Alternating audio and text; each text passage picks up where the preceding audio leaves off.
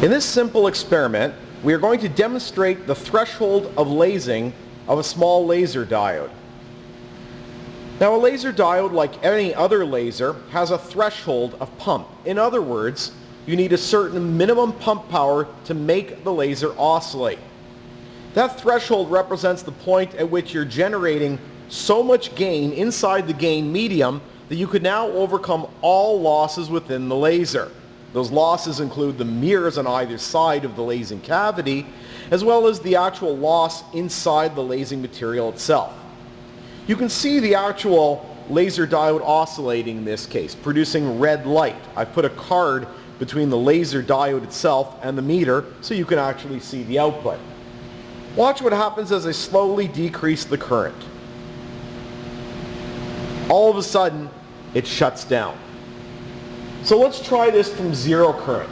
I now have 0 milliamps of current going into my laser diode. I slowly increase the current. I'm up to 6 milliamps.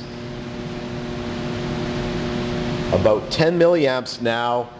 You can start seeing a faint red glow on the card. That faint red glow is not laser output yet, but rather spontaneous output. It's light just like anything else, produced by atoms at the high levels falling to a lower level. It's not laser light yet, though. As I continue increasing the current, and therefore the pump of the laser diode, you can see that spontaneous output becoming a little bit brighter. And in fact, it starts looking a bit like a laser. And at some point, rather suddenly, the output increases rather dramatically, and at that point, you've passed the threshold of lasing. It's actually producing laser output. As I increase the power now, or rather as I increase the current now, the actual output power increases.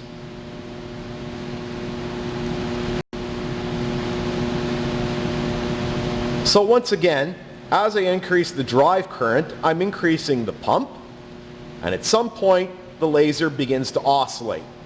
After that point, as I increase pump current to the laser diode, the output continues to increase.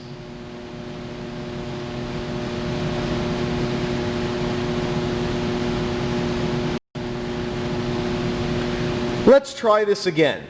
This time we're going to use a power meter to measure the output instead of our eye. I'm going to zero the power meter, standard procedure.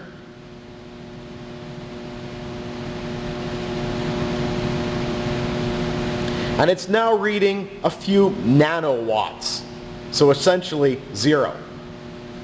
I begin increasing the current from 0 milliamps very slowly. And you can see the power starting to rise. We're up around 1 microwatt now. 1 microwatt is not exactly the full output of this laser. Basically what we're seeing right now is spontaneous emission. The actual laser diode itself is acting more like an LED. As I keep increasing the current very slowly, you'll notice that the output, the spontaneous output, also increases very slowly. I'm at approximately half the maximum current this laser diode will take, and I'm still only producing microwatts of output, and it is not laser output yet. It's simply spontaneous output. As I continue increasing the current, once again the output continues increasing, and suddenly when we hit that knee, the knee on the curve, which is where the threshold of oscillation occurs, suddenly it jumps by leaps and bounds.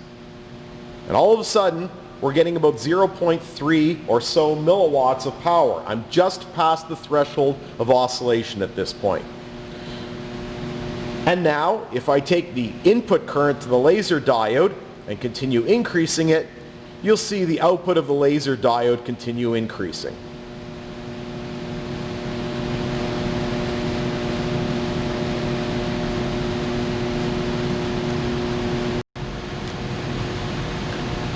Current through the laser diode is regulated by this ILX precision current source.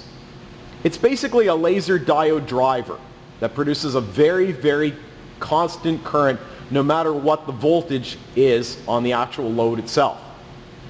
A few things you can do with this current source. Number one, you can select the actual limit. Very useful, so that as you're increasing the current, you don't accidentally bypass the current limit and blow up the laser diode. So I've selected my maximum current at 23 milliamps, that being based on the data sheet itself. I now turn on the laser diode,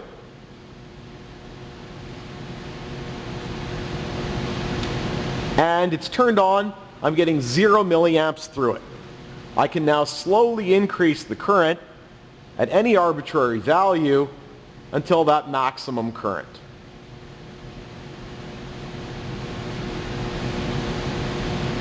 At which point the precision current source doesn't allow me to go any further.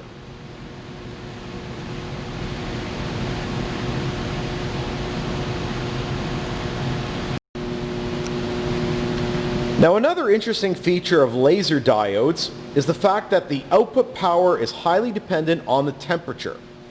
The temperature of this diode right now is 22.4 degrees C, and it's outputting 784.4 microwatts of power. This particular diode over here is sitting on top of what's called a thermoelectric cooler, or TEC. By applying current to the TEC, we can cause the actual diode to either get hotter or to get colder depending on the flow of current. In this case, I'm going to put current through it in the direction which allows us to cool the laser diode.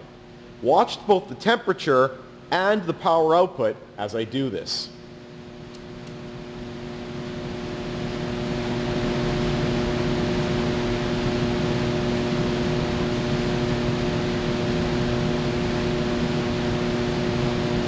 Notice the temperature begins to fall, and as the temperature goes down, the output power rises.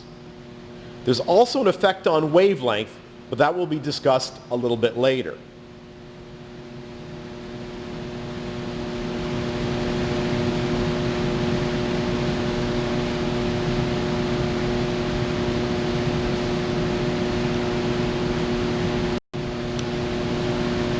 Well, we've given it a few moments now, and the temperature is down to 12.4 degrees C.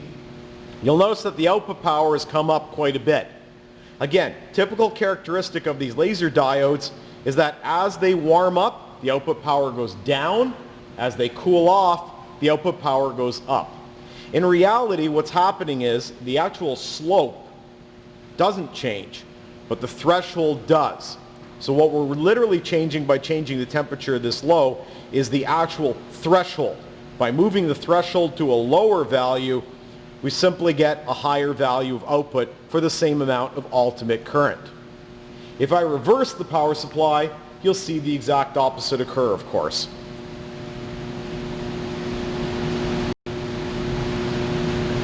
Going the other way with temperature, we see an even more dramatic effect.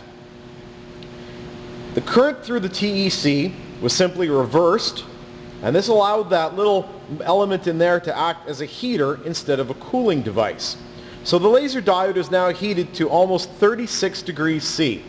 And you can see the effect on the output power. It's dropped to 290 microwatts, and it's still falling. A very dramatic change.